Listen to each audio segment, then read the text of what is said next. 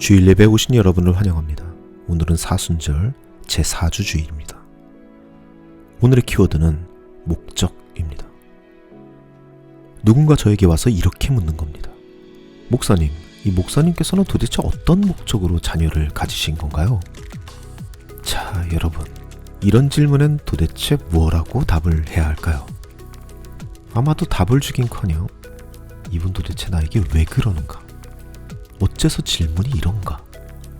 이런 생각으로 그냥 쳐다보기만 하고 있을 것 같습니다. 그리고 아마 여러분이 자녀를 가지신 부모님들이라면 저와 같은 생각을 가지실 겁니다. 이 질문은 성립될 수 없는 질문이죠. 자녀를 갖는데 어떠한 목적이라뇨? 어떤 목적을 갖고 자녀를 갖는 그런 부모는 없습니다. 혹여나 그런 부모가 있다고 해도 그를 바른 부모라고 부르기는 힘듭니다.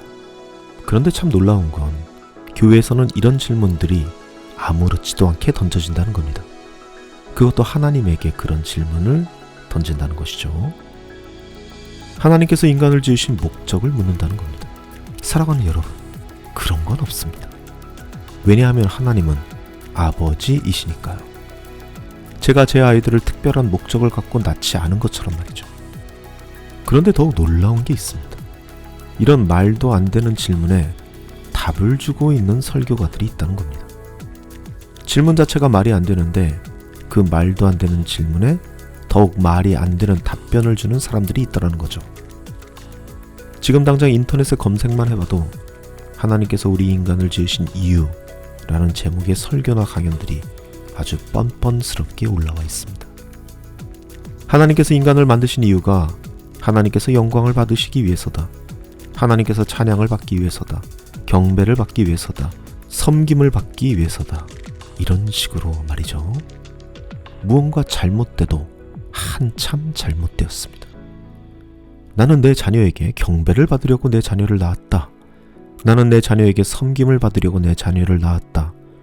이렇게 말하는 육신의 부모가 있다고 해도 손가락질을 받을 터인데, 그런데도 너무나도 자연스럽게, 심지어 너무나도 당당하게 바로 하나님이 그러한 분이라고 말하고 있다는 것이죠. 물론 자녀가 부모에게 기쁨이 될 수 있습니다. 자녀들이 그 부모들에게 영광이 될 수 있습니다. 자녀가 그 부모를 찬양하고 섬길 수 있습니다. 하지만 그게 부모가 자녀를 갖는 목적이 될 수는 없습니다. 자녀로서의 권리를 생각하고 있는 이번 사순절, 오늘은 나를 향한 하나님의 뜻을 바라볼 수 있는 그러한 예배의 시간이 되기를 간절히 소망합니다. 다 같이 기도하시겠습니다. 우리의 삶을 주관하시는 하나님 아버지, 오늘도 같은 시간에 이렇게 모여 같은 하나님을 바라보는 자리를 마련해 주시니 감사드립니다. 주님께서 마련하신 이 예배의 자리, 우리가 지금 누구 앞에 서 있는지 가슴에 새기는 시간이 되기를 소망합니다. 주 앞에 선 우리, 고단했던 삶의 자리가 새로운 희망으로 가득 차는 시간 되게 하여 주시고, 선포되는 말씀 속에서 우리가 힘있고 살아갈 수 있는 진리를 드리워 주옵소서. 오늘 바치는 이 예물에도 축복하여 주시고, 이 예물이 이웃을 사랑하고 섬기는데 온전히 사용되게 하여 주옵소서. 우리를 죽기까지 사랑하신 예수님의 이름으로 기도드립니다. 아멘.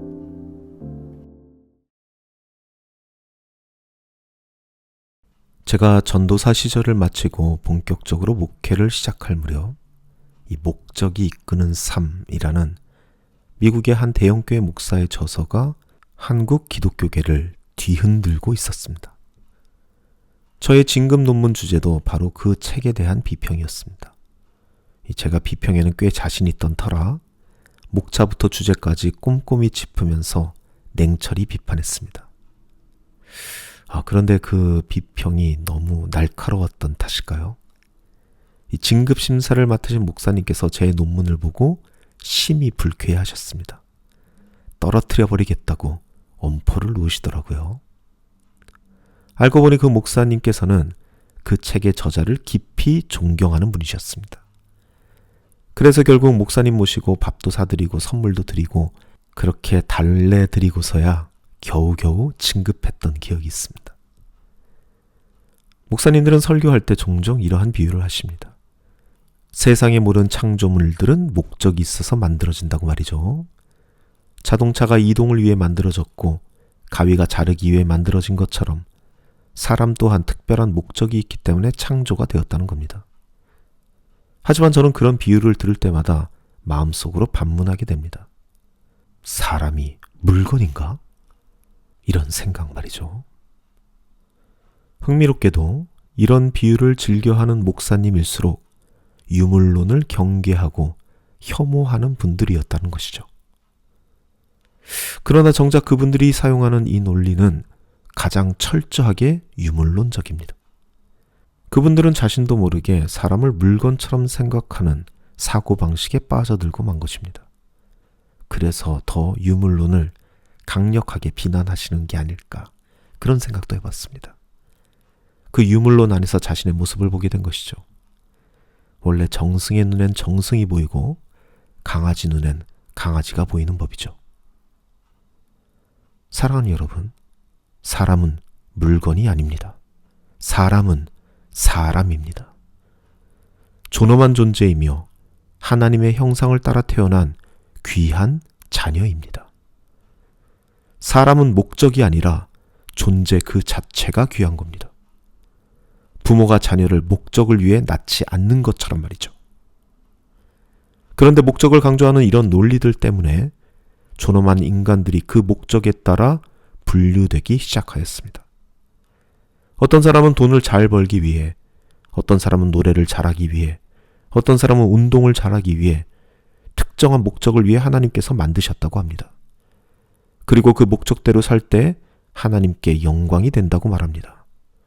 이러한 논리 아래 성경의 인물들도 목적에 맞게 상품화되었습니다. 아브라함의 믿음을 배우고 모세의 온유함을 배우고 다윗의 용맹을 배우라고 가르칩니다.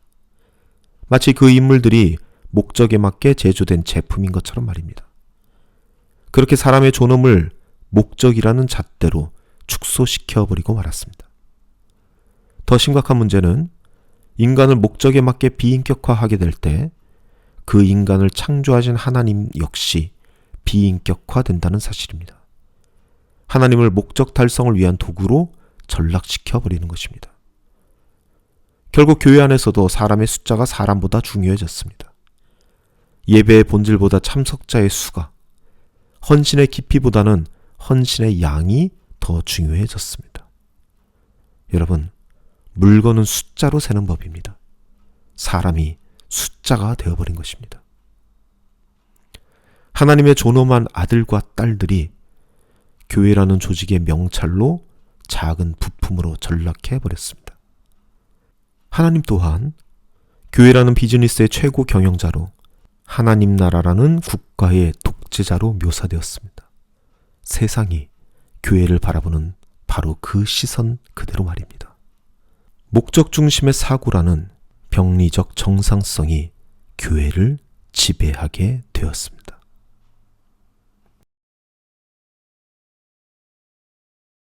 우리는 생각하는 방식을 바꾸어야 합니다. 지난 시간에 살펴본 대로 지금의 교회는 병리적 정상성, 즉 비정상이 정상으로 자리 잡은 상태에 빠져 있습니다. 비정상이 정상이 된 이 현실에서 우리의 관점을 바꾸지 않는다면 우리는 결코 앞으로 나아갈 수 없습니다. 성경은 분명히 구원의 문이 활짝 열려 있다고 말하는데 종교 권력자들은 계속해서 구원의 확신을 묻습니다. 마치 구원을 얻기 어렵고 특별한 목적을 이루어야만 얻을 수 있는 것처럼 이야기합니다. 그렇지 않습니다. 구원의 문은 이미 활짝 열려 있습니다. 그런데도 불구하고 구원을 받는 사람이 적다면 그 이유는 단 하나, 사람들이 스스로 그 문을 들어가지 않기 때문입니다. 구원을 못 받는 것이 아니라 받지 않는 것입니다. 이것이 예수님께서 말씀하신 좁은 문과 넓은 문의 진실입니다. 사람들로 하여금 구원을 어렵게 만들고 들어가지 못하게 만드는 사람들이 있습니다. 바로 종교 지도자들입니다. 그들이 성도들의 관점을 뒤틀어 놓은 것입니다. 구원에 대한 병리적 정상성을 교회 안에 만들어버린 것입니다. 이러한 맥락에서 하나님께서 우리를 지으신 목적이라는 표현 역시 교회를 오염시키는 표현이 되어버렸습니다. 유물론적인 목적 중심의 사고방식으로 하나님의 말씀을 해석하기 때문입니다. 여러분, 관점이 달라지면 같은 말씀도 전혀 다르게 들립니다. 에베소서 2장 10절 말씀입니다. 우리는 하나님의 작품입니다.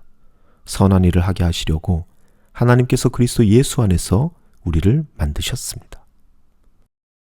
유물론적 목적의 관점에서 보면 이 말씀에서 선한 일, 이것은 목적을 위한 도구로 이해됩니다.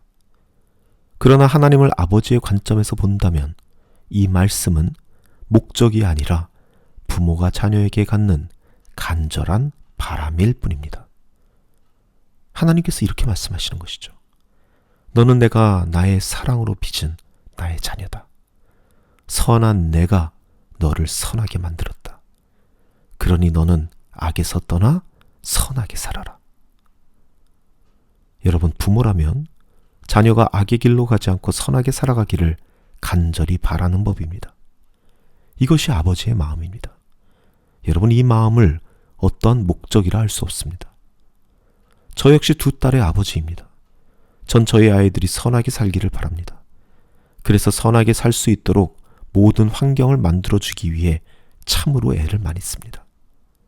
선하게 살다가 손해를 보면 그 손해를 메꿔주려 애를 씁니다. 선하게 살다가 상처를 입으면 그 상처를 고쳐주기 위해 애를 씁니다. 그런데 그 상처가 너무 크리티컬하다면 단순히 낫게 하는 것을 넘어서 어떻게 원수를 갚을까 고민합니다. 결코 우리 딸들이 스스로 원수를 갚게 하지 않습니다. 저는 유한한 인간이기 때문에 그 모든 것을 완벽하게 해내지는 못하지만 동시에 아버지이기 때문에 온갖 애를 씁니다. 하지만 하나님이라면 다릅니다. 그는 무한한 분입니다. 전능하신 분입니다. 그 전능하신 분이 저를 향해서 똑같은 열심을 내고 계십니다. 제가 선하게 살다가 손해를 보면은 그 손해를 메꿔주십니다.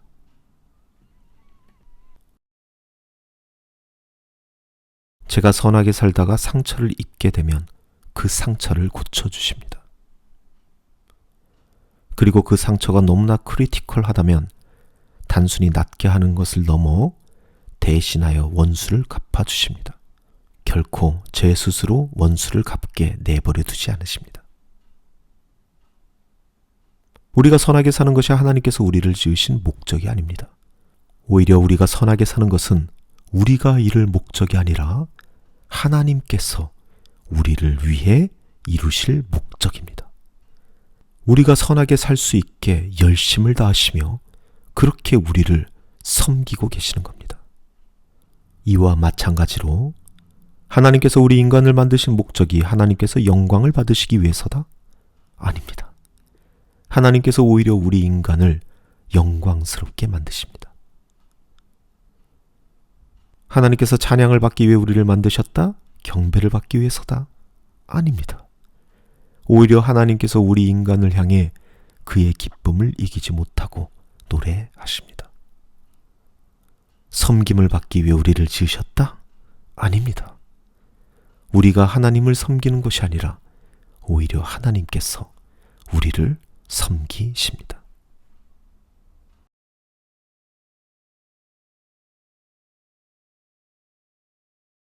자녀는 부모에게 기쁨이 될 수 있습니다.